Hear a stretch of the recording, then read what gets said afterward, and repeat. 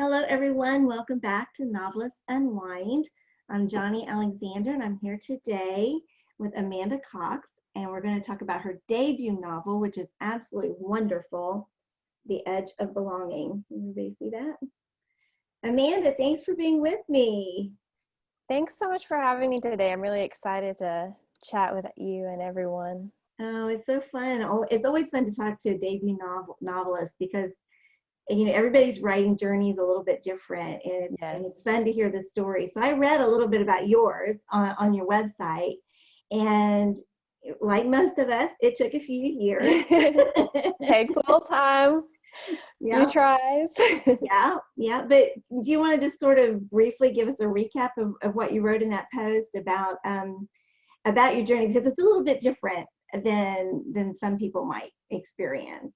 Sure, yeah. I kind of expected it. I didn't go into it with any huge expectations. Writing was something that I did for fun, just to see if I could do it at the outset of it.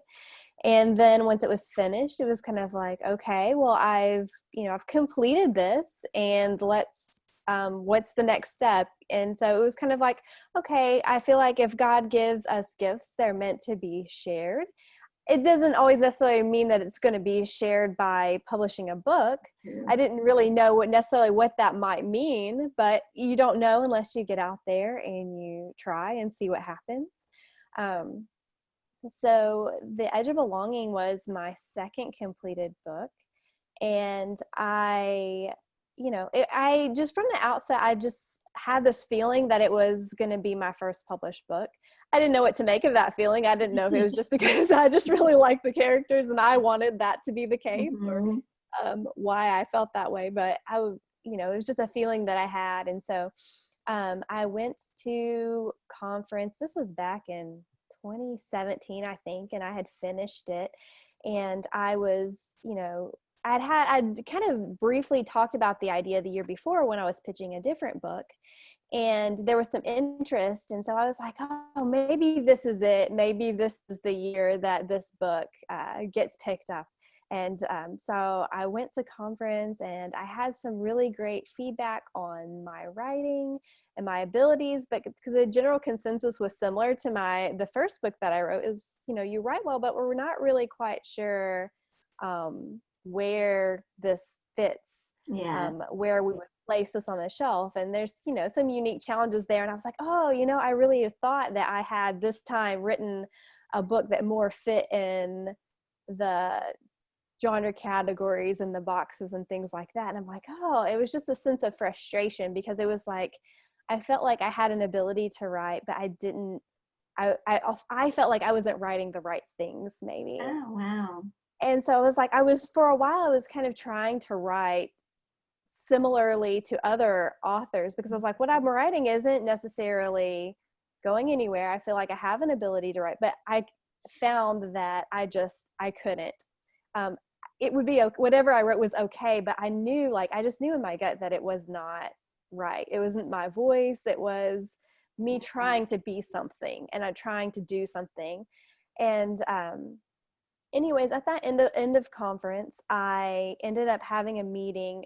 Well, it wasn't a meeting. It was just a lunch right before I got on the plane. And I was sitting down with a couple of authors, and I was talking to them about some of my frustrations, because it's just like, oh, I feel like I'm just stuck. And, I'm a mom of 3 kids. I love to write, but I have a lot of life responsibilities, and I don't necessarily need a time-intensive hobby. It's like, am I on the right path? Is this how I should be stewarding my time, or maybe not? And while we were sitting there, we had the idea to rewrite The Edge of Belonging. It was a single timeline into a dual timeline novel. And so I didn't really have any great ideas burning in my mind. Like I said, that summer before, I'd tried writing some different things, and it just wasn't working. And so I was like, you know what? Why not? Let's try it and see what happens. And so I spent the next 9 months or so taking that novel apart, the original version, and it was a full-length novel. And so I had to basically cut that in half. And so I really had to look at it and say, what is the most important thing in this story that needs to be told? Because it was really important for me, in doing a dual timeline, to have a full character journey on both timelines. I wanted them to both be full stories and not just pieces. So the characters in each timeline to have a character journey that you could see happening. So I spent the next 9 months doing that, tried submitting it again. And in some ways there was sort of a confirmation that I had done the right thing, because the rejection letters kind of changed. They were more personal as opposed to, oh, thanks, but no thanks kind of letter. It was, there was more feedback in it. It was more personalized and things like that, but it was still a no. And so I was just like, I don't know. It's like, you know, I felt like this was going to be the book, but maybe it's just not. And I'm going to shelve this thing, and I'm going to, because, you know, I'd worked really, really hard for the past 9 months. Like yeah. And I had gotten some feedback, but at the time it wasn't bad feedback. I just didn't know what to do with it at the time, because it was like, I am so close to the story. I can't even begin to think of like what I need to do to the story. So I put it aside and I started writing something new. And then a Twitter event came up. It's called Faith Pitch. It happens a couple times a year, and I'd seen it before and participated before. And I was like, you know what, this book is finished and it's polished. Why not? Like, I did it on a whim because, you know, like I said, I'd shelved it and I just decided that maybe the timing just wasn't right for the story. And so that Twitter event is how I ended up connecting with my editor at Revell. And so it was kind of an unconventional way to get a contract. I didn't have an agent at the time. And so it was an interesting journey. And I, like, looking back, it kind of feels like my story that doesn't quite fit the box was signed in an unconventional way. And it was just what that particular story needed, I suppose. So I love that, though. I mean, because no journey is exactly the same. No. You know, some are long, some are short. And then, yeah, there's stories like this where, you know, a Twitter event is what propelled you, you know, to where you needed to be. But it's an excellent, excellent story. I'm like I said before we started recording, I'm about halfway through, and it is just amazing. From the very first paragraph, I was just sucked in. The Edge of Belonging, the title is so intriguing. Like you said, dual line story, timeline, both contemporary, which is a little bit different than the typical, you know, timeline story too. I'm going to let you talk about the major theme of this story, about people needing to find their identity. You've got these two characters that are really on have had opposite childhood experiences, and that they're both searching for the same thing. Yes. It was kind of funny. I was reading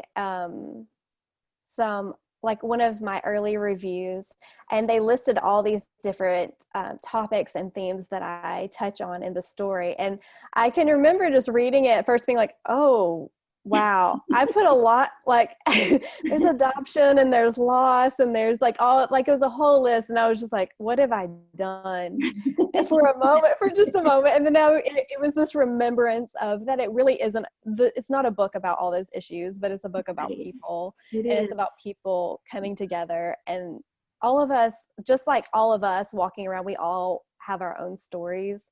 And when we come together, those stories also can come together in some unique ways. And so you have Harvey, who has not had that wonderful childhood experience, who has been through so many things, and he's so lost and broken and feels so unseen. And he's kind of given up on being a part of society. Yeah. He's sort of homeless by choice in a sense, because he lives this very reclusive lifestyle. Like he's very, like his self-preservation is to be independent and not to need anybody. And then he finds this abandoned newborn, and that completely interrupts all of that. His well-oiled life plan, as he calls it, has been completely interrupted because she now needs him. And I think it was Harvey that probably captured my heart first as a writer. I was writing the story. I think a lot of us hear stories about abandoned children and things like that, and our hearts immediately go out to them. But for me, it was kind of my heart went out to Harvey because he is not the one that people's hearts would automatically go out to. But his heart goes out to this baby, not because she's helpless. I mean, I think that's partially true, but also because he sees his own story in this newborn baby. And he was like, I want to do whatever I can to make sure that she doesn't have those same experiences that I do. And then on the total opposite end of the spectrum, we have Ivy, who has had a childhood surrounded by people who have loved her and supported her and sheltered her from some of the harsher aspects of life. And to some, it might seem a little strange the way that she finds herself in a pretty unhealthy relationship, because a lot of times you think of people in toxic relationships and you're like, well, it's because they haven't had love and support in their life. But it was important for me to show this character that even the strongest of us, even the ones that have been surrounded and so loved and nurtured, we can get lost sometimes. Yeah. We can lose who we are. And for Ivy, she was so like sheltered by her family and so insulated, and she had this plan that she was just going to go out on her own, and she felt this need to maybe prove herself a little bit. And then out in the world, things didn't necessarily go as planned. And so she finds herself kind of searching for who she is a little bit. And then that leads into why she is in this relationship that's not so great for her. So I think all of us, no matter what our life experiences are, whether it's more a life experience, more like Harvey's life experience, or someone like Ivy who has all the appearances of being completely nurtured and supported, we all can get a little lost sometimes and lose sight of who we are and whose we are. Yeah, absolutely. Absolutely. I loved one little line, and, not to give too many spoilers or anything, but as Ivy is thinking about that relationship that she needed to get out of, and just that he had chipped her heart away a bit at a time. I thought, that was so telling, because she just gradually ended up in this relationship, just bit by bit by bit. And the writing, I mean, that leads me to your writing, which is just fabulous. Just these very small moments, and again and again and again, and the way you express the emotions and what the characters are going through. It's just beautifully written. I'm just in awe, and just absolutely love it. You have a master's degree in professional counseling, and I wondered how those kinds of experience perhaps helped you to write those kinds of scenes. And what I'm talking about is like your descriptions of like taking a breath, or just those moments where we see those actions, because we're supposed to show not tell, of course, in our writing, and you show those so well in ways that I've not necessarily read in a lot of other novels. You just take those moments, and the breathing, and I don't know, without just flipping through and start reading examples. But do you think your counseling experience helped you with that, or I don't know? Yeah, a lot of working as a counselor, you're working with people on processing emotions and what they've been through and things like that. And so it's something that's an area that I've always been very intentional and focused about, and reading people's body language, because sometimes people don't always speak what they feel, but being able to kind of pick up to see if what they're saying matches the body language that they have. So that definitely has played into the way I probably think about characters and how they would express themselves. And also thinking away, not just how characters go from one place to another, like they start here and they end up here, but really trying to be intentional and thinking about like, what does it really take for somebody to change? and taking that into account as I think through character development and things like that. So that's an area that's really important to me that I try to be very intentional about when I create characters.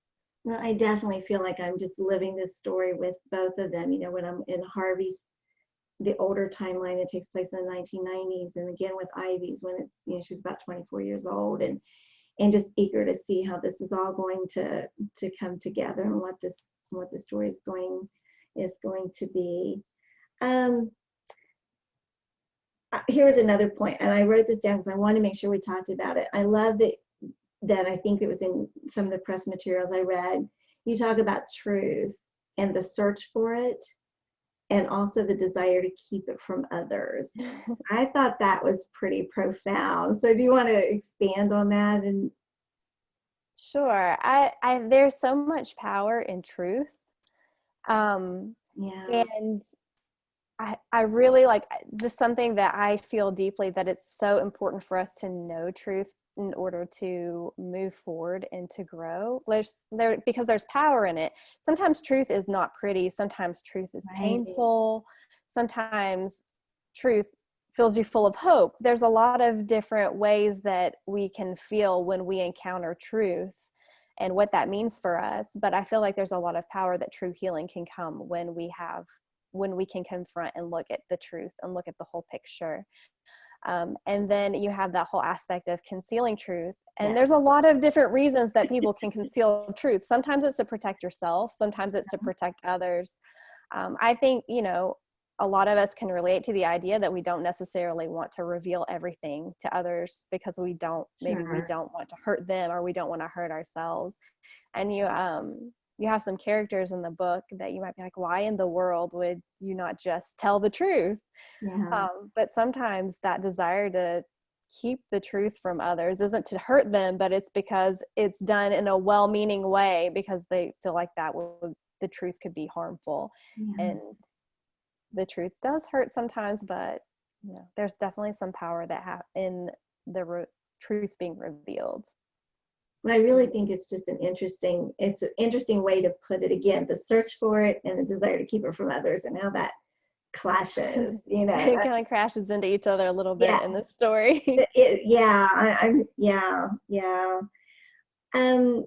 You talk a little bit about your family. You live in Tennessee, a mom. Yes. I'm born and raised in East Tennessee, so it's my favorite place to be. I love traveling and going all the places, but there's nothing like coming home. My husband is like this big adventurer, and I am a total homebody. I'm like, okay, we can go see the world, but you have to bring me back to my charging station. I have to dock for a little while before we go back out again. But I have 3 kiddos, and I homeschool them, and so that's always a fun adventure. Working together, writing life and homeschooling and all those fun things together. So they're all elementary school aged, and you're busy then. You've got your school. Yeah. They keep me hopping, and they're all these big personality kids. I'm a complete introvert, and I'm pretty sure all of them are complete extroverts, because we'll be out in public and they'll just start chatting to strangers, and I'm just like, oh, can we not do this? But they stretch me out of my comfort zone, so I appreciate that. So they always have me meeting new people all the time. So that's pretty cool. That's one of my granddaughters. You would think she's kind of quiet, so she's an introvert, but my son got married this past weekend, and at the rehearsal dinner, she's up talking to the caterer, just asking her questions, just talking to her one-on-one.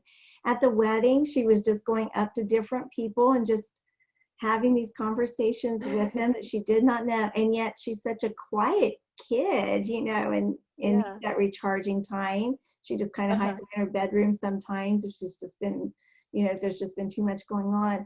It's just, I don't know, kids are so fun. They're just so interesting and the way they are. Yeah. Yes, I'm never bored at my house. I bet not. Because I'm like, Mom, are you bored? And I'm like, I wouldn't know what bored looks like. What is that? Well, I want to give you a couple minutes to talk about your next project, what you're working on for your next release.